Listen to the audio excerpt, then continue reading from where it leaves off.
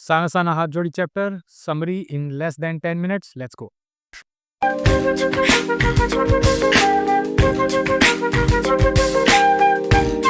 Alright, welcome to a new video. Sana Sana Hath Jodi. Kritika जो हमारी book है class 10th की, उसका चैप्टर नंबर 2। लेखिका लेखिका के गैंगटॉक शहर में पहुंचने के बाद लेखिका के सुहावने सफर की शुरुआत होती है। लेखिका गैंगटॉक शहर को मेहनतकश बादशाहों का शहर कहती है। इससे बोर्ड का सवाल आता है। अब इसका आंसर क्या होगा? क्योंकि यहाँ के लोग बहुत अधिक कठिनाई और मेहनत करके अपना जीवन व्यतीत करते हैं। जब लेखिका टिमटिमाते हजारों तारों से भरे आसमान को देखती है तो उन जादू भरे क्षणों में खो जाती है।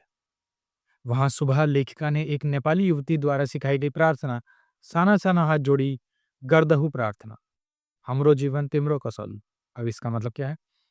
छोटे छोटे हाथ जोड़कर प्रार्थना कर रही हूं कि मेरा सारा जीवन अच्छाइयों को समर्पित हो। लेखिका यूमथांग की ओर चलने से पहले हिमालय की तीसरी सबसे बड़ी चोटी कंचनजंगा को देखना चाहती, इसलिए वह अपनी बालकनी में जाती है क्योंकि वहां से कंचनजंगा की चोटी दिखाई देती है। परंतु उस समय बादल और धुंध होने के कारण उन्हें कंचनजंगा की चोटी नहीं दिखाई देती। कंचनजंगा की चोटी तो नहीं दिखाई दी, लेकिन उनको सामने बगीचे में खिले हुए ढेर सारे फूलों को देखकर बहुत खुश हुई। ऐसा लगा जैसे वो फूलों के बाग में आ गई। उसके बाद लेखिका गैंगटॉक शहर से 149 किलोमीटर दूर यूमथांग यानी घाटियों को देखने अपने ड्राइवर कम गाइड जितेन नार्गे के साथ चल पड़ी। उसमें बहुत सारे टूरिस्ट भी थे, उनकी उनकी को पैसेंजर मणि भी थी। अपनी सहेली मणि के साथ यात्रा शुरू की। रास्ते में लेखिका को बौद्ध जो फॉलोअर्स होते हैं, धर्मावलंबी कह सकते हैं, बौद्ध फॉलोअर्स द्वारा लगाई गई सफेद झंडियां दिखी। पताका में छोटी छोटी झंडियां, जैसे कार में नहीं देखते आजकल मंत्र लगी हुई, वो रंगीन होती हैं, तुम व्हाइट वाली मान लो। ये बौद्ध धर्म की पताकाएं होती है। सफेद वाली किस लिए लगाई जाती हैं? जब किसी बौद्ध धर्म के अनुयायी की मृत्यु होती है तो उसकी शांति के लिए। लेखिका ने जब इन पताकाओं के बारे में अपने गाइड जितेन से पूछा तो उसने बताया कि किसी भी बुद्धिस्ट की मृत्यु होती है तो उसकी आत्मा की शांति के लिए शहर से दूर किसी पवित्र स्थान पर 108 पताकाएं फहरा दी जाती हैं। नार्गे ने यह भी बताया कि किसी शुभ अवसर पर या नए कार्य की शुरुआत करने पर सफेद की जगह रंगीन पताकाएं फहरा दी। यहाँ से थोड़ी दूर पर है कवि लॉन्ग स्टॉप। बोर्ड्स में इसके बारे में नहीं पूछा जाता है, बट स्टिल जान लो, यहाँ पर गाइड फिल्म की शूटिंग हुई थी। देवानंद साहब की मूवी थी ये। आगे बढ़ते हुए जब लेखिका ने कुटिया के अंदर प्रेयर व्हील यानी धर्मचक्र को घूमते देखा तो उसके बारे में जानने के लिए उत्सुक हुई और अपने गाइड से इस बारे में पूछा। तब नार्गे ने बताया कि प्रेयर व्हील एक धर्मचक्र है, इसको घुमाने से सारे पाप धुल जाते हैं। अब जो नेक्स्ट लाइन आने वाली, इससे बोर्ड का सवाल आता है। क्या यह सुनकर लेखिका को एहसास हुआ कि चाहे पहाड़ हो या मैदान हो या कोई भी जगह हो, इस देश की आत्मा एक जैसी है। पाप और पुण्य की अवधारणाएं एक जैसी हैं, सही गलत की अवधारणाएं एक जैसी। ये सवाल पूछा जाता है, तो इसको तो मैं एक्सप्लेन करके लिख सकता हूँ। अब जैसे जैसे लेखिका अपनी यात्रा में आगे बढ़ रही थी, पहाड़ की ऊंचाई भी बढ़ने लगी। ऊंचाई के कारण बाजार, लोग, बस्तियां सब पीछे पीछे छूटने लगे। अब लेखिका को हिमालय पल पल बदलता हुआ नजर आ रहा था, क्योंकि लेखिका को अब हिमालय के खूबसूरत प्राकृतिक नज़ारे, आसमान छूते पर्वत शिखर, ऊंचाई से झरझर गिरते झरने, नीचे पूरे वेग से गिरती हुई और चांदी की तरह सुंदर लगती हुई तीस्ता नदी, इन सबको देखकर अत्यंत खुशी महसूस हो रही थी। अतीन्द्रिय एक वर्ड आता है चैप्टर में, अतीन्द्रिय मतलब उनकी सेंसेस से परे की बात थी ये।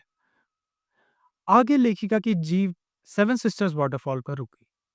उस पानी को अपनी अंजुली होता है यहाँ पर, अंजुलि में भरकर, हथेली में भरकर लेखक को ऐसा लग रहा था जैसे उसने संकल्प करके अपने अंदर की सारी बुराइयों व दुष्ट वासनाओं को इस झरने के निर्मल धारा में बहा दिया कि मेरे मन की सारी पाप, सारी कमियां धुल गई। यह सब लेखिका के मन को आत्मा व शांति देने वाला था। लेखिका को पर्वत, झरने, घाटियों, वादियों के ऐसे दुर्लभ नजारे पहली बार देखने को मिल रहे थे और उन्हें सभी कुछ बेहद खूबसूरत लग रहा था। जब लेखिका ने सफर के दौरान कुछ पहाड़ी औरतों को कुदाल और हथौड़ी से पत्थर तोड़ते हुए देखा तो लेखिका उन्हें देखकर बहुत ही ज्यादा आश्चर्यचकित, अचंभित, मतलब एक तरह से थोड़ा दुख हुआ उनको कि यहाँ प्राकृतिक नजारों, कहाँ पर ये औरतें अपने बच्चों को पीठ पर उन्होंने बांध रखा और ये पत्थर तोड़ रही हैं। कुछ महिलाओं की पीठ पे बड़ी-सी टोकरियाँ थी, जिनमें उनके छोटे से बच्चे थे। अब इस दृश्य में लेखिका ने मातृत्व साधना और श्रम साधना का एक मिश्र रूप देखा कि मेहनत भी कर रही हैं, बच्चों की देखभाल कर रही हैं। लेखिका को पता चला कि ये महिलाएं पहाड़ी रास्तों को चौड़ा करने के लिए काम कर रही हैं और ये बहुत ही खतरनाक काम होता है, क्योंकि कई बार इस काम में मजदूरों की मौत भी हो जाती है। यह सब देखकर लेखिका मन मन में सोचने लगी, कितना कम लेकर ये लोग समाज को कितना अधिक वापस लौटा देते हैं। बेस्ट एट रिपेइंग चैप्टर में एक नाम आता है, तो यहाँ से भी बोर्ड का सवाल कई बार बन जाता है। थोड़ा-सा और ऊँचाई पर चलने के बाद लेखिका ने देखा कि 7-8 साल के बच्चे अपने स्कूल से घर लौट आए। ये बच्चे रोज़ 3 से 4 किलोमीटर टेढ़े-मेढ़े पहाड़ी रास्तों से पैदल चलकर अपने स्कूल में पहुँचते हैं और साथ ही साथ शाम को घर आकर अपनी माँओं के साथ मवेशियों को चराने जंगल जाते हैं। गाय, भैंस, बकरी और जंगल से भारी-भारी लकड़ी के कट्ठर से प घर लेके आते हैं। शाम के समय लेखिका ने देखा कि कुछ पहाड़ी औरतें गायों को चराकर वापस अपने घर लौट रही थी। जब लेखिका की जीभ चाय के बागानों से गुजरने लगी तो लेखिका ने देखा कि कुछ सिक्किम ट्रेडिशनल ड्रेसेस पहने हुए कुछ लड़कियां चाय के बागानों से चाय की पत्तियां तोड़ रही थी।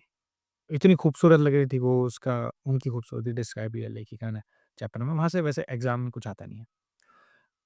एमसीक्यूज में से आ जाता है कि लाइंग में लोगों की आजीविका की कौन से मुख्य साधन है, तो पहाड़ी आलू, धान की खेती और शराब उनकी आजीविका के मुख्य साधन है।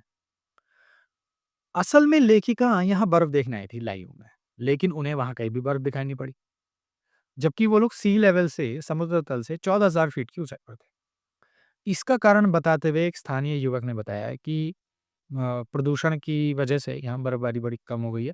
अगर आपको देखने जाना है बर्फबारी तो यहाँ से 500 मीटर ऊपर आपको 500 मीटर ऊपर आपको वहां जाना पड़ेगा लाइव, वो कटाव कटाव जाना पड़ेगा, जिसे बोलते हैं भारत का स्विट्जरलैंड, है ना? और करीब 2 घंटे का सफर था। कटाव में प्राकृतिक सौंदर्य अभी भी पूरी तरह से बरकरार था, क्योंकि ये एक पर्यटक स्थल नहीं बना था। इस वजह से यहाँ पर गाड़ियाँ, टूरिज़्म ये सब कम था, तो जिस वजह से पॉल्यूशन इतना नहीं था। बर्फ से ढके पहाड़ थे, बड़े कमाल-कमाल नज़ारे जिसे देखकर लेखिका बड़ी खुश हुई। जहाँ एक और क लोग कटाव में बर्फ के साथ फ़ोटो खिंचवा रहे थे, वहीं दूसरी ओर लेखिका तो इन नज़ारों को अपने भीतर समा लेना चाहती थी। थोड़ा आगे चलने पर लेखिका को कुछ फौजी छावनियाँ दिखीं। जब लेखिका ने एक फौजी से पूछा कि आप इस कड़कड़ाती ठंड में यहाँ कैसे रहते हैं? तब फौजी ने बड़े हँसते हुए जवाब दिया कि आप चैन से इसलिए सोते हैं क्योंकि हम यहाँ पर पहरा देते हैं। उस फौजी की बात सुनकर लेखिका सोचने में मजबूर हो गई कि जब इस कड़कड़ाती ठंड में, अप्रैल का महीना था उस दौरान, इस कड़कड़ाती ठंड में वे थोड़ी देर में भी नहीं ठहर पा रही हैं। यह सोचकर लेखिका का सिर फौजियों के सम्मान के लिए झुक गया, क्योंकि दिसंबर जनवरी में और भी भयंकर ठंड होती है और वहाँ पर जहाँ सिर्फ पेट्रोल ही लिक्विड फॉर्म में रहता है, वहाँ पर ये लोग हमारा हमारा रखवाली करते हैं, क्योंकि चीन का बॉर्डर पास में है वहाँ से सिक्किम। ठीक है? Okay, next. चलते-चलते लेखिका को चिप्स बेचती एक सिक्किम की लड़की दिखी। जब लेखिका ने उससे पूछा, "क्या वो सिक्किम से है?" तो उसने बोला, "नहीं, मैं भारत से, मैं भारतीय।" ये सुनकर लेखिका को बहुत अच्छा लगा, क्योंकि सिक्किम के लोग भारत में, जब से वो लोग भारत का हिस्सा बने हैं, तो भारत को काफ़ी अपना मानते हैं और भारत का ही हिस्सा मानते हैं अपना। थोड़ा आगे चलने पर नार्गे ने लेखिका को गुरु नानक के फुटप्रिंट वाला पत्थर भी दिखाया। नार्ग ने बताया कि ऐसा माना जाता है कि इस जगह पर गुरु नानक जी की थाली से थोड़े से चावल छिटक कर गिर गए थे और जहां-जहां वो चावल छिटक कर गिरे, वहां-वहां अब चावल की खेती। वहां से करीब 3 किलोमीटर आगे चलने के बाद वो खेदुम पहुंचे। खेदुम लगभग 1 किलोमीटर का क्षेत्र था। नार्गे ने बताया कि इस स्थान पर देवी देवताओं का निवास है। यहाँ यहाँ कोई गंदगी नहीं फैलाता, जो भी गंदगी फैलाता है वह मर जाता है। लेखिका के पूछने पर गाइड ने कारण बताया कि पहाड़ी लोग पहाड़, नदी, झरने इन सब की पूजा करते हैं, वे इन्हें गंदा नहीं करते। तभी गैंगटॉक इतना सुंदर शहर है, लेखिका ने बोला। नार्गे ने कहा, ये गैंगटॉक नहीं गंगटॉक है, जिसका अर्थ होता है पहाड़। अब सबसे इंपॉर्टेंट जहां से बोर्ड का सवाल बनता है कि ये हिम शिखर जल स्तंभ है पूरे एशिया के। मतलब बारिश होती है, बारिश ग्लेशियर में जाके जम जाती है, गर्मी होती है जब लोगों को ज़रूरत होती है पानी की, तब ये पिघल-पिघल में पानी गिरता है। तो ये प्रकृति का बड़ा कमाल है तरीका, हमें जल संचय का बड़ा कमाल का तरीका है, इससे बोर्ड का सवाल आता है। जाने कितना ऋण है हम पर इन नदियों का, हिम शिखरों का, संसार कितना सुंदर है, ये सब एक ही हिम शिखरों वाला पर्यावरण को लेके तुम लिख सकते हो। गाइड ने लेखिका को यह भी बताया कि सिक्किम के भारत में मिलने के कई वर्ष बाद भारतीय आर्मी के एक कप्तान शेखर दत्ता ने इसे पर्यटन स्थल बनाने की कोशिश करी। इसके बाद से ही सिक्किम में पहाड़ों को काटकर रास्ते बनाए जा रहे हैं और नए-नए पर्यटन स्थलों की खोज जारी है। लेखिका ने मन ही मन सोचा, इंसान की इसी असमाप्त खोज का नाम ही तो सौंदर्य है। इस चैप्टर के जो समरी है आपको हमारी वेबसाइट पे मिल जाएगी, वेबसाइट का लिंक डिस्क्रिप्शन में। Thank you so much.